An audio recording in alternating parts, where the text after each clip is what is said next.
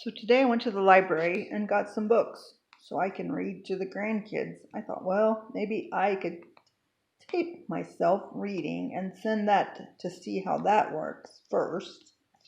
This book I got is called The Fantastic Flying Books of Mr. Morris Lessmore, and it's by William Joyce.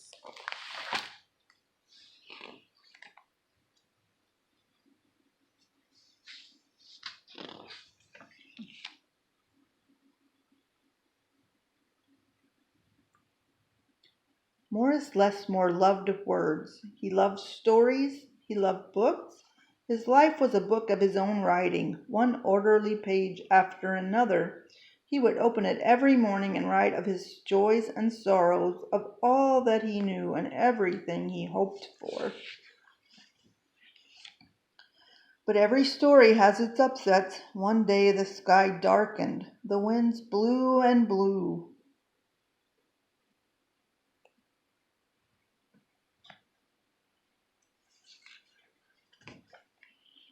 Till everything Morris knew was scattered, even the words of his book.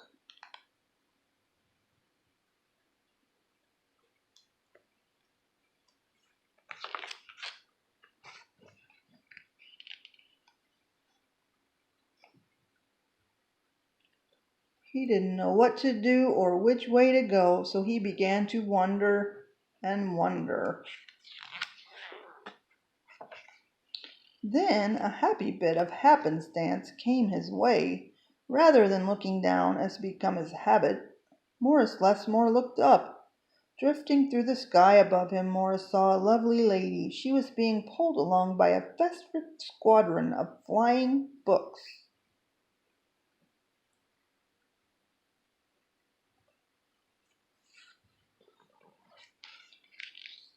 Morris wondered if his book could fly, but it couldn't. It would only fall to the ground with a depressing thud. The flying lady knew Morris simply needed a good story, so she sent him her favorite. The book was an amiable fellow, and urged Morris to follow him.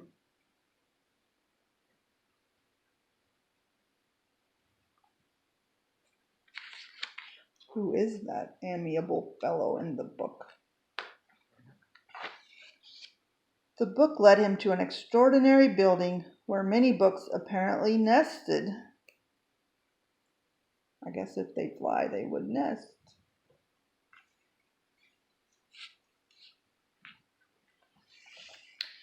Morris slowly walked inside and discovered the most mysterious and inviting room he had ever seen. It was filled with the fluttering of countless pages, and Morris could hear the faint chatter of 1,000 different stories, as if each book was whispering an invitation to adventure.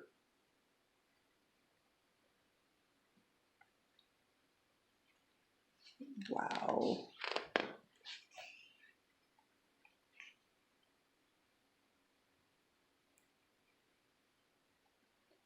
Then his new friend flew up to him and landed on his arm. It held itself open as if hoping to be read. The room rustled to life, and so Morris' life among the books began. Morris tried to keep the books in some sort of order, but they always mixed themselves up. The tragedies needed cheering up and would visit with the comedies, and the encyclopedias, weary of facts, would relax with the comic books and fictions. All in all, it was an agreeable jumble. Morris found great satisfaction in caring for the books, gently fixing those with fragile bindings and unfolding the dog-eared pages of others.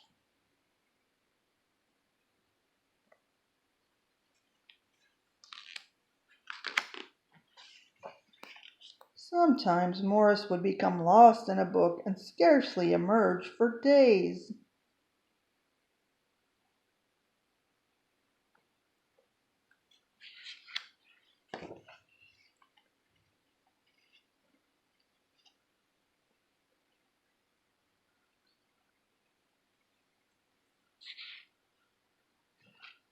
Morris liked to share the books with others. Sometimes it was a favorite that everyone loved, and other times he found a lonely little volume whose tale was seldom told.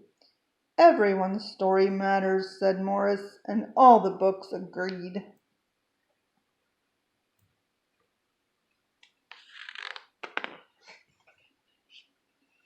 At night, after all the stories that needed telling had been told and everyone had settled down to their proper places on the shelves, the great big dictionary would get in the last word. Z, z, z, z, z, z, z, z. It was then that Morris Lessmore would once again write in his own book. He wrote of his joys and sorrows, and of all that he knew and everything that he hoped for.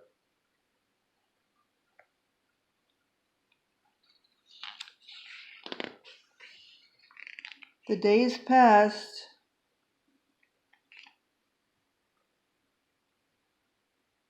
So did the months. And then years and years.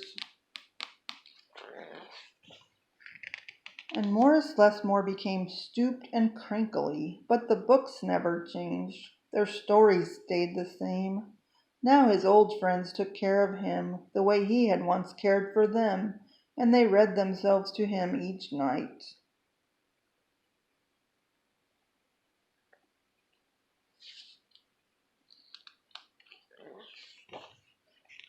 Then one day he filled the last page in his book. He looked up and said, with a bittersweet sigh, "I guess it's time for me to move on."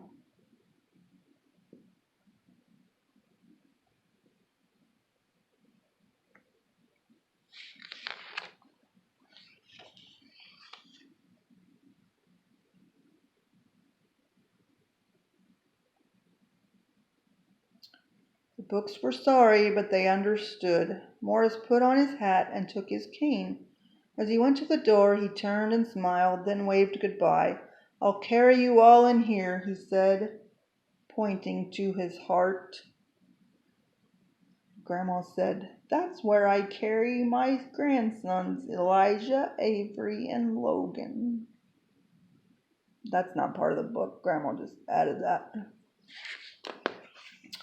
The books waved their pages, and Morris Lessmore flew away, and as he flew he changed back to the way he'd been that long day ago when they'd all first met.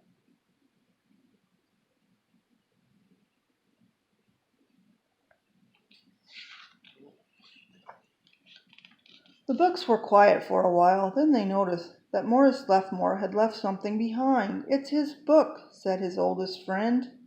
Inside was Morris's story, all of his joys and sorrows, all that he knew and everything that he hoped for.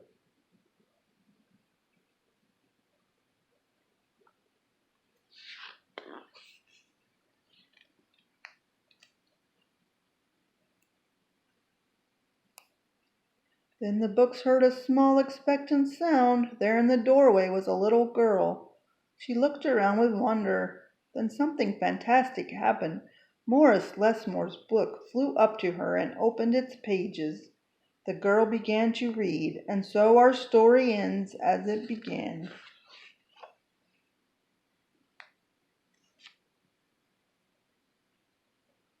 With the opening of a book.